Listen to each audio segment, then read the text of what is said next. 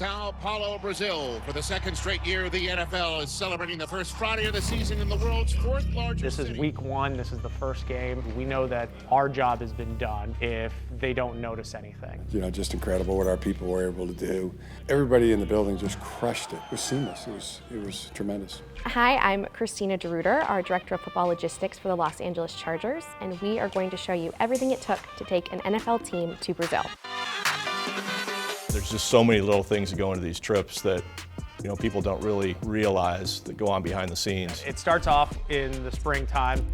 When you find out about the game, everyone kind of springs into action. John Wiedmeyer and I are on our operations side. We handle all things flights, buses, hotels, schedules, making sure the team leaves the Bolt and somehow makes it to Sao Paulo, Brazil. This is working closely with our nutrition department, athletic training, the strength team, coaches, all the players, our equipment department. I'm in charge of getting all our equipment / cargo down to Brazil and back. It's a big job, a lot of work. Started by sending out cargo on a ship, believe it or not. That stuff is already there. And now we're in the process of getting our equipment shipped across the country to Newark, New Jersey. It will go on an air cargo plane down to Brazil. It's currently 6:30 a.m. and we're here at the loading dock, preparing everything for Brazil, getting everything shipped and ready to go for week one. Really just have to look at everything we need for a game. Consider this as any other away game, so all the things we normally take for an away game, but then we have to consider the additional things we need for a slightly extended trip. A lot of our food and beverage items, Grant and Kate worked with Chris to get that stuff sent down in the spring. We actually sent out most of our product in May. We're keeping that in mind when we're packing, looking at expiration dates. We sent about 4 very large Husky bins worth of product. Around 1,000 pounds altogether of just like snacks and items that we'd be needing down there, supplements as well. One thing that I had to include in packing is accounting for the condiments that the hotel might not be able to source. There's a lot of items that aren't necessarily available in Sao Paulo that we have here in the US. Special ingredients, things that guys were used to. I think one of the bigger ones was peanut butter. I think we shipped about 20 pounds of peanut butter. We don't have Uncrustables down in Brazil either, so that was one of the things that we were trying to cover. Our consumption of PB&Js is so high that we want it to be consistent. Getting 150 plus people through customs into a foreign country and back is not easy. The visa and passport process began back in the springtime. This means making sure that everyone from our players to our coaches to any potential staff that could be traveling out to Brazil has a valid passport and has applied for and received the visa in hand. From that time when we got their passports, I started immediately, John and myself, applying for all the players' and coaches' visas, which is also a lengthy process. It is a challenge with it being a week one international game. I did 4 visas for the tryout guys just in case they made it. And then we had a couple players who might have joined the team, so I did their visas just in case. I have about 180 passports in my office, all labeled and organized and neatly locked away in boxes, along with everyone's visas, so making sure we get all that together just so it's as seamless as possible for our players. So we're scanning them, labeling them, putting them away for safekeeping. The only time we gave them back is if they were going on a trip this summer, so then we had to recollect some of them. We brought a team down to Brazil in the springtime to take a look at everything from the airport to the practice site, the hotel, and the stadium itself to make sure that we got eyes on all the locations down there to make sure that we had everything we needed to succeed in Brazil. The field to look at what type of cleats we need to wear, the locker room to know how many lockers we have available to us. We met with the hotel and their catering team. They did a presentation for us. Grant was able to collab with the stadium, with the hotel to find a nice blend between a Brazilian culture and cooking and what the players, coaches, and staff are all accustomed to. From there, Chris Smith helmed the carnet, which is a list of everything and anything we could possibly need down in Brazil, because with it being international, you can't just send stuff down. It's got to go through a customs process. This is my 7th international game. I've dealt with the logistics, the manifest, the carnets for all those trips. This has probably been the most difficult of all of them, logistically, because we're having to split up our shipments. We really got to keep track of everything. Being able to go through a couple of other international games between London and Mexico City, we had some good experience and lessons learned for the packing. We did talk to our different counterparts at the Packers and the Eagles. Both teams having played there last year, to see their experience with the locker rooms, with the field, want to make sure that we get the right footwear on the players. So it was interesting to talk to them and see what worked for them, what didn't work for them. That really helps to get that knowledge from them. And then just going over with the NFL and the medical staffs down in Brazil to make sure that our emergency action plans are buttoned up. We're going to be out of our home area, but also our home country, and privileges are different, and we need to make sure that we have access to the highest level medical care that we expect here.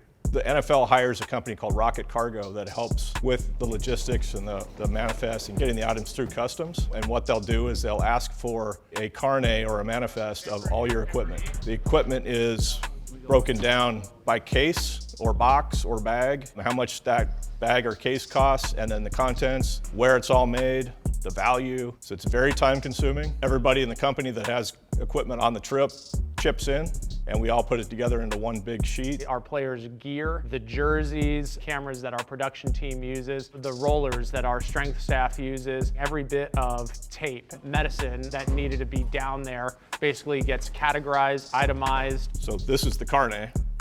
This is what's been sent to Rocket Cargo. This is what's been sent to Brazil Customs. Literally thousands of items packed in over 100 different cases and bags and boxes. A lot of research has gone into this by all the departments in the company to get the numbers right. Following practice on Tuesday, the players will have about an hour to get themselves showered, cleaned, ready to go for this flight. Buses will depart at 3:45. Then we'll be wheels up at 5 o'clock. But man, you gotta look back and just look at the amount of work that's gone into this, right? To put us to where we are right now, that's half the battle. Now we get to the games and put the exclamation point on it. Let's get some win! American and TSA will send out personnel to do full check on everybody. We let the players know you'll get a packet with your boarding pass, visa, and passport in it. You'll show it to the TSA agent at the Bolt. Then we'll have another Charger staff member collect it back from you before you even leave the parking lot to get on the bus. And then when we land in Brazil, myself and 3 others will be stationed in front of customs. We'll hand them that packet back again that has all of their documents needed to enter the country. They'll go through customs, hand over those documents, and then John, he's on the advance for this trip, so he'll be on the other side with a big basket to collect everyone's information again on that set, and we'll do it again for the return. So really trying to take out all the questions, all the stress for the players and our staff, and to make it just an easy, seamless trip. It's just a little bit longer than normal.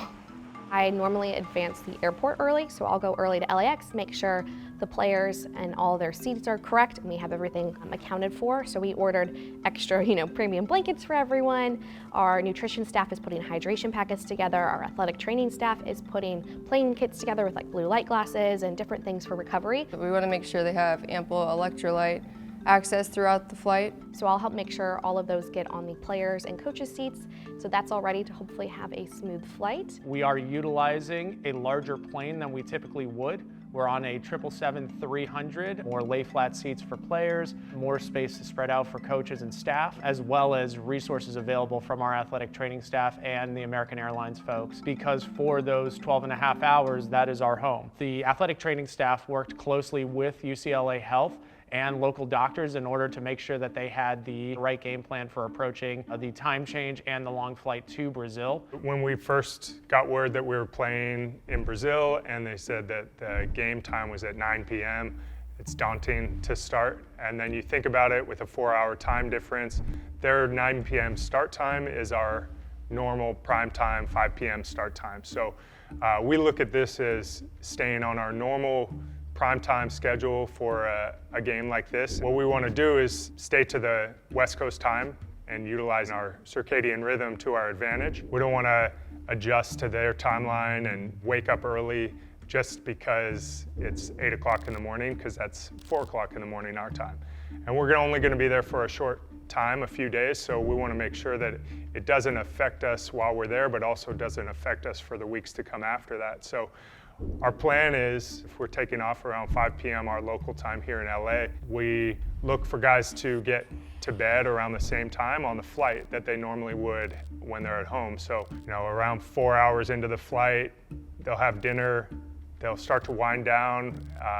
We'll put our blue light glasses on, maybe turn off some of the electronics, and then around 5 hours into the flight, that'll be about 10 p.m. If that's a normal sleep time for a player, then we should look to put our night masks on, our sleep masks, our headphones in, or better yet, earplugs, and try to wind down and go to sleep around our normal time. And if we can get quality sleep on the flight after a good meal and some hydration, then when we get there in the morning, we land around 9 a.m. local time in Brazil, well, that's about 5 a.m. our time, then we're gonna look to get moving a little bit once we get there and provide an opportunity for a pool workout. Also insert a sleep opportunity there for about 20 to 30 minute nap so that we can prolong our day a little bit longer on the back end. We're having later meetings and we're sleeping in more and trying to stay as close to our time clock just because it has a 9 p.m. local kick time, which is really for us a 5 p.m.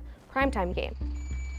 Everything we sent on the cargo ship back in May was held in a storage facility, and then we have part of our team goes a little bit early to Brazil, and they're able to identify that we have everything that we've sent and then to separate it between what we intended to bring to the hotel and then what we want to keep at the stadium. So it's Monday, September 1st. We've got all of our gear starting to arrive to the hotel. This is all the items that we had to send early, about a week early to get on down here. Nick Padua and our equipment staff. He's going to take an inventory of everything that's coming on in, make sure everything arrived from the plane. This is our game jerseys here. I'm just making sure that we have counted every single one.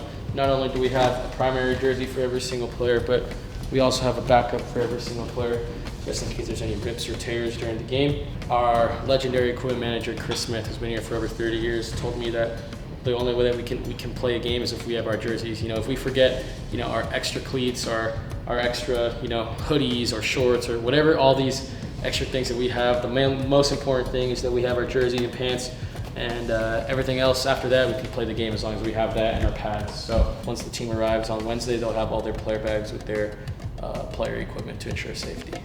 We also sent via shipment back in May a lot of our F&B. So that's all arriving here at the hotel today. We're going to inventory that, go through our stock, make sure everything is here so that we know that if there's anything last second we need brought on over on the plane, they can start getting that packed before the team takes off tomorrow. The team's going to be here in about 24 hours. So the main thing we want to do today is go through all of our inventory of stuff that we brought that we weren't going to be able to source here in Brazil. So looking through all these containers, kind of getting it in the designated areas. Yeah, essentially going through this and making sure that the culinary team here is ready to go for when we arrive. Excited. We've got all of our spaces here to replicate what it is that we do at the training facility and for both home and road games. All of our meeting spaces for offense, defense, we've got training room, we've got our meal space, storage area, place for equipment to disperse all of the training gear. Yeah, that's perfect. Yeah, amazing. Could we put water on this bottom shelf too? Yeah, just because they're going to take a lot of water. Yeah. Doing some room checks now to make sure that everything looks ready to go for everybody. Just make sure they have a fridge available, no alcohol in the rooms. Excellent. Do we have the AC on in all the rooms? 20 to 19. I think 20 is good. That's true. So they give us master keys for the hotel in case we can get into anyone's rooms. 6 for us, right? 6. Yeah. Testing them out. And then one extra one. Now we're just doing some amenity checks for some VIP of our team. Get a little gift in the room for when they arrive.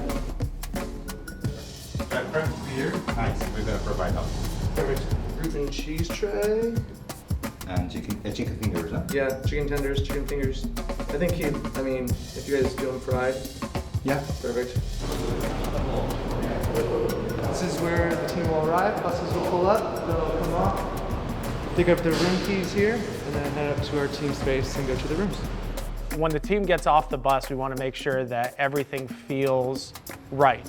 Everything feels as it would for a normal travel routine. So they'll get off the bus, they'll be able to just go inside the hotel, pick up their key as they normally would. We're actually going to be practicing at CT Joaquim Grava, which is the practice site for Corinthians soccer team. Oh, you got it. Hello? There we go. Mine's on. OG, bro. Respect. Yes, sir. OG. No. Oi.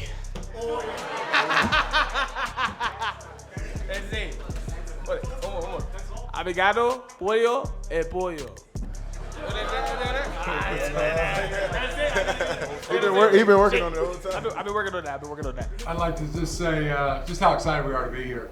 The hospitality's been amazing. We just got here this morning, but already at the airport and everywhere we've gone, we've been made to feel welcome. The only thing we're focusing on is going, 1-0 right now.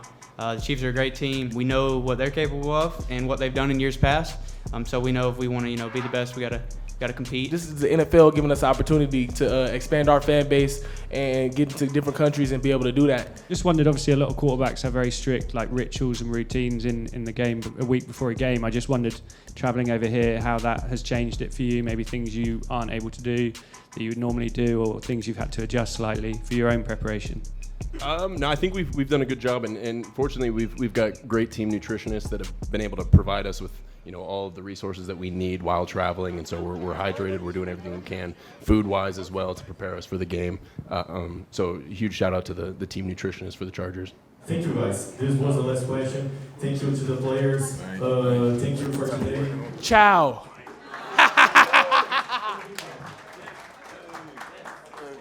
I go. I'll go say like that. Oi. In Brazil, we're going to do a Brazilian steakhouse night. It's something that's a little bit more themed to the location. I think that's something that this organization is really great about, is we try to embrace a bit of the culture wherever we go, whether that's here within the U.S., different cities, and then now going down to Brazil with Sao Paulo. We're doing a Brazilian traditional churrasco, is what they call it, like a Brazilian steakhouse kind of cookout, giving the guys something fun and a little, hopefully get their minds off of what's happening, the trip, the travel, kind of get them a little time to relax and get some delicious food in. It's familiar as well because a lot of meat the guys are going to be familiar with and excited to eat. Hopefully get them fed and fueled, and then also provide them that relaxing atmosphere of being outside with each other, with their friends, their teammates, those sort of things, getting ready for the game. The football field that we're playing on is very similar to Green Bay. It's a hybrid field, which means it's both natural grass and synthetic woven through. Chris Smith is making sure the players all have the right type of footwear for that field. It's a soccer field, so the grass is more of a soccer type grass. So we're encouraging our players to wear detachable cleats, which are screw-in cleats on that surface. Gives them better traction, and just be aware of getting their feet under them and the ability to know that they might lose their traction without putting more thought into it. Locker rooms for soccer teams are much smaller, but there is space, so it's just broken up. Instead of having one big room like we typically have for an NFL stadium, we'll have a smaller room for the defense, a smaller room for the offense. The coaches will be in another room. Besides that, it's a stadium, and we're able to adapt. I mean, we can go into a high school locker room if we have to and set up for a game. So, just give us the space, we'll figure it out. We'll make it happen. He'll always take care of the coach's locker room. I'll do the staff locker room. I feel like week after week, you know exactly what your section, your group likes, and then you can kind of tailor your whatever you're doing to them. Because Kevin and I, some coaches require certain things, and you just know instead of someone else doing it every week. We're just basically setting up the lockers, and then we'll probably go on the field, get the field equipment correct. Basically just making sure it's a seamless process for tomorrow. When they get out here, they can just worry about getting on the field and take care of business tomorrow against the Chiefs. This is week one, this is the first game. It's a big one. We know that our job has been done from an operations standpoint, Christina and myself, if they don't notice anything. So if the players, coaches, and staff can wake up on game day, be able to go downstairs, be able to eat, do all their rituals, have their meetings, do their pregame walkthrough, get on that bus and get to the stadium, then I know that we've done our job and we've done our part in making sure that the team has the tools that they need to succeed. And then Friday, it's game day in Brazil.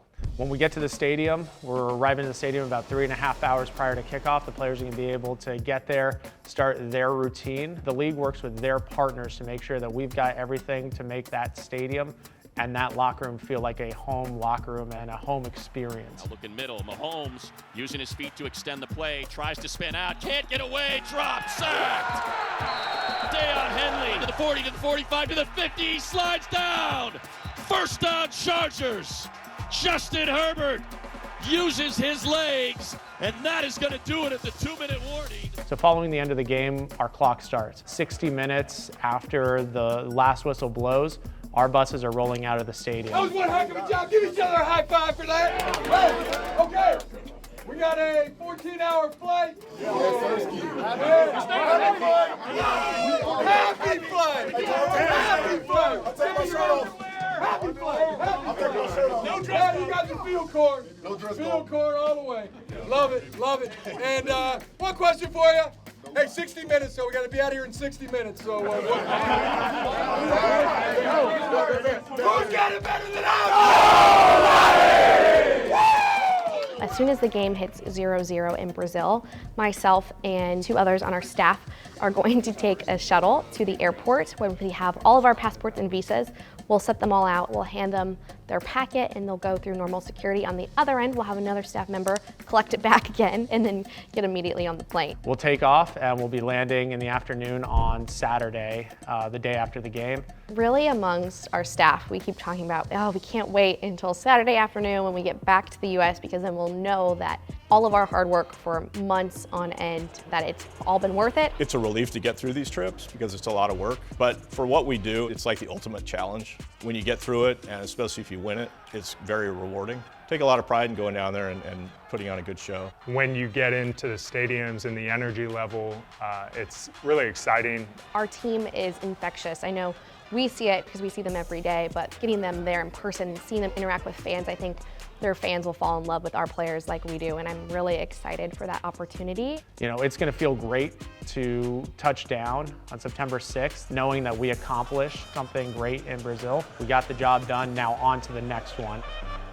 Everybody in the building just crushed it. I mean, just absolutely crushed the trip. From the equipment staff, training staff, nutrition staff, our security staff, our video staff, PR staff, everybody in Brazil. Roger Goodell should take a deep, long bow. The NFL. I mean, you know, just incredible what our people were able to do. It was seamless. It was tremendous.